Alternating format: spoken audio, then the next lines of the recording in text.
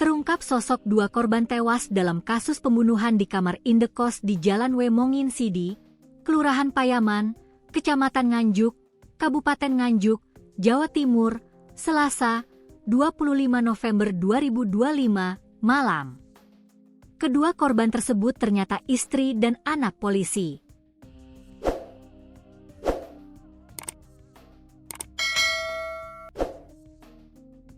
Mereka adalah Elvi Nurhayati, 41, dan Elinda Josa Ika Eldianti, 22. Kemudian, satu korban berinisial Ed, 18, yang saat ini masih kritis, juga anak dari polisi tersebut.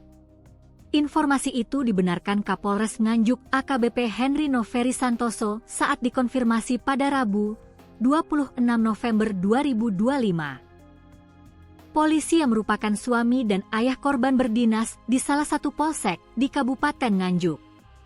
Ia, korban merupakan istri dan anak dari anggota polisi, ujar AKPB Henry, dilansir Surya.co ID.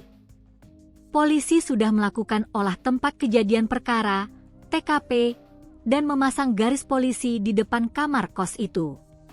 Sejumlah barang bukti, termasuk sisa perabotan yang terbakar telah diamankan. Penyidik masih mendalami konstruksi kejadian, mulai dari cara pelaku memasuki kamar, tindakan kekerasan yang dilakukan, hingga proses pembakaran. Diberitakan sebelumnya, Kasatreskrim Polres Nganjuk AKP Sukaca membenarkan para korban merupakan ibu dan dua anak. Pembunuhan tersebut disertai dengan pembakaran kamar kos korban. Ketika polisi mendatangi lokasi, dua korban ditemukan dalam kondisi sudah tak bernyawa sedangkan satu korban lainnya dalam kondisi kritis. Polisi juga menemukan kamar korban terbakar akibat perbuatan pelaku.